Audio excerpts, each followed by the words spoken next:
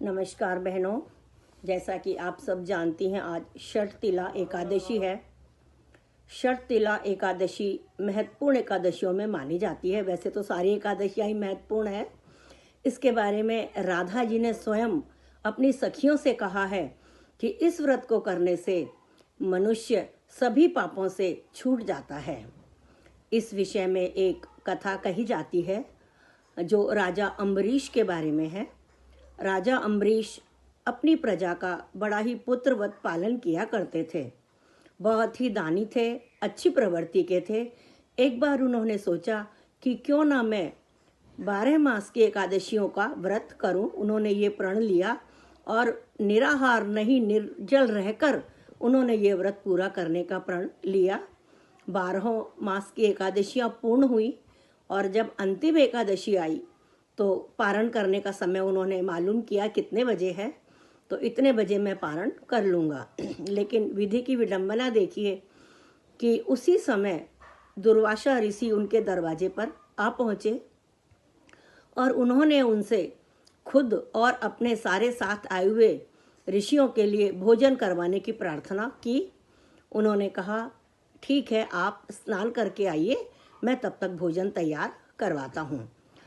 तो ऋषि अपने शिष्यों सहित भोजन स्नान करने के लिए चले गए और वहाँ उन्हें बहुत देर लग गई और इधर पारण का समय बीता जा रहा था। अम्बरीश महाराज को बड़ी चिंता हुई। पंडित जी बोले, महाराज आपने 12 महीने की एकादशियाँ निराहार रहकर की हैं, निर्जल रहकर की हैं। अगर आपका पारण का समय बीत गया तो आपका सारा अनुष्ठान व्यर्थ हो जाएगा। तब पंडितों ने सलाह दी कि क्यों ना आप एक भगवान विष्णु के जल से, यानी उनके जो चरणामृत है, उसे एक बूंद पीकर अपना व्रत तोड़ लीजिए। इससे आपका ब्राह्मण से पहले भोजन करने का दोष भी नष्ट हो जाएगा और आपका पारण भी हो जाएगा। ब्राह्मणों की सलाह मानकर उन्होंने ऐसा ही किया। लेकिन जब ऋषि दुर्वासा लौट कर आए तो उन्हें बहुत क्रोध आया ये जानकर कि राजा ने व्रत का पारण कर लिया है। उन्होंने अपने सिर से एक जटा उखाड़कर उसे पत्थर पर दे मारा और उससे एक बड़ा भारी कृत्य राक्षस पैदा हुआ और उन्होंने उसे आज्ञा दी कि जाओ राजा अम्बरीश को नष्ट करके आओ। वो राजा अम्बरीश के पास पहुंच गया। उसको मारने के लिए जैसे ही उसने हाथ उठाया, हथियार उठाया, तभी भगवान अच्युत, भगवान जनार्दन उन्होंने प्रकट होकर अपने भक्त की रक्षा की। क्योंकि भगवान कभी भी अपने भक्त का दुख नहीं देख सकते। भगवान अपने ऊपर वार सह सकते हैं, लेकिन दास और अनुदासों का दुख वो कभी नहीं सह सकते। और उन्होंने अपना सुदर्शन चक्र उसके पीछे छोड़ दिया। अब तो पीछे पीछे सुदर्शन और आगे आगे कृत्या। अब वो तीनों लोकों में भागते फिरे ऋषि दुर्वासा भी, लेकिन किसी ने उसको शरण नहीं दी। भागकर वो शिवजी की शरण में गए। शिवजी बोले, देखिए, आपको इस कष्ट से, इस परेशानी से भगवान कृष्ण ही बचा सकते हैं, आप उनके पास जाइए। वो भागा भागा भगवान कृष्ण के पास गया।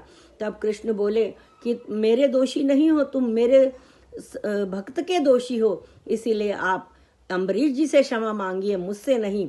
मैं आपको क्षमा करने का अधिकार नहीं रखता। तब वो भागे भागे गए और अम्बरीश के चरणों में जैसे ही गिरने लगे, अम्बरीश उनको हाथ जोड़कर बोले, नहीं महाराज, आप हाथ जोड़ने के योग्य नहीं हैं। आप तो हमारे आदर के पात्र हैं, हमारे पलकों पर बैठने योग्य हैं। मैं आपको क्षमा करने वाला कौन होता हूँ? आपको तो भगवान जनार्दन क्षमा करेंगे। तब चक्र ने ऋषि दुर्वासा का साथ छोड़ा और भगवान ने अपने भक्त को अभय किया। तो ये था एकादशी करने का महात्म, जिससे अम्बरीश के साथ साथ उनकी बहुत सारी पुश्तें भी तर गईं।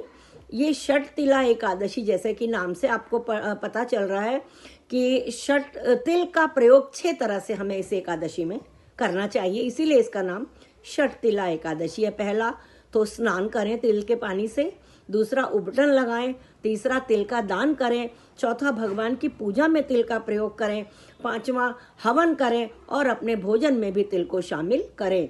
ये 6 बातें आज के दिन हमें जरूर करनी चाहिए तिल से।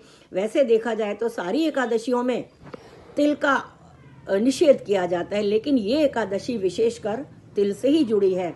तो ये थी हमारी षटतिला एकादशी की कथा। चंदन की चौकी, फूलों का हार और उस पे विराजे गणेश जी महाराज।